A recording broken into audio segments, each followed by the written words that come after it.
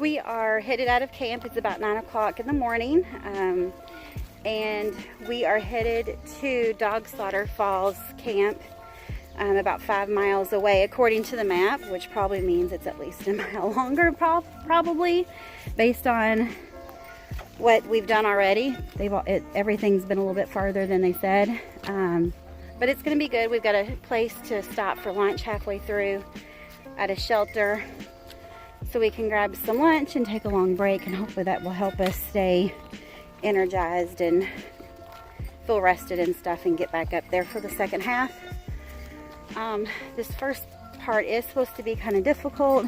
There's some bouldering and things we're gonna have to do, so I don't know how much of that I'll get to show you, but I'll show you what I can. And but I'm feeling rested and ready to go and see what this day has for us. So let's see what's down the trail.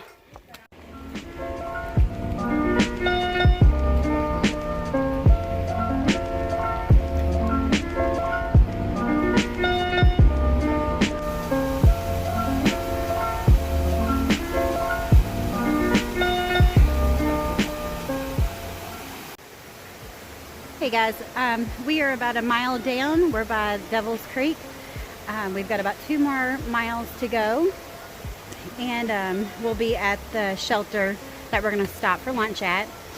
I will say this trail would be really nice if there weren't so many blowdowns, and I'm sure they haven't been able to come out and get them because of the coronavirus, but it has made it impossible to go fast on the trail. So we're having to stop, climb over trees, reroute, go around them, and it's taken forever, but we are doing it. So we're just taking our time, and we'll get there when we get there. So we're gonna get a closer look at the Cascades and see you in a bit.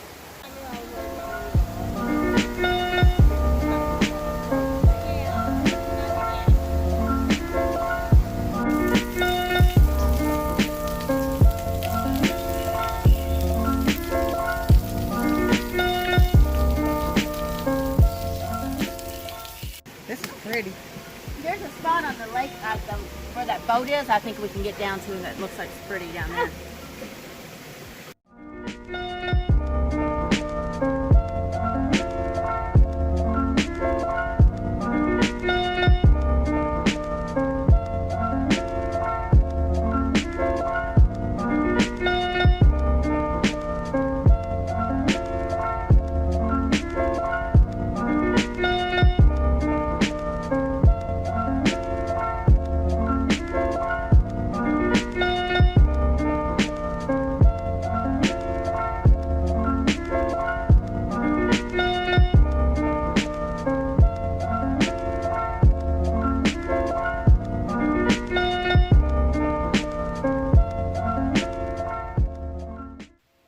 Hey guys, we just finished up lunch. This is the second time recording this because evidently I didn't hit record the first time. We've been here for about an hour. We're at the Star Creek shelter, and we've had lunch. We've rested for a while, taken our shoes off to let our feet dry out and stuff, and we're getting ready to go back on the trail. Star and Susie have went ahead to get our campsite, so we know that we're good for the night. They're much quicker, and then it's me, Michelle, and Linda. We're all staying back and just keeping each other safe. So the trail's beautiful. It's longer than what all the maps are saying. At least a mile or two for each section, it seems like, which is a little annoying when you're expecting to go 5 miles in a day and you're having to go 7. But we should be 2.5 miles to the next Dog Slaughter Falls, where we're going to stay all night. Probably means 3.5 or 4 miles possibly. We do have a bit of an uphill, a steep incline coming up for about half a mile, I think. And but it's going to be good. We're going to take our time and we'll get there, just like we've been doing all weekend.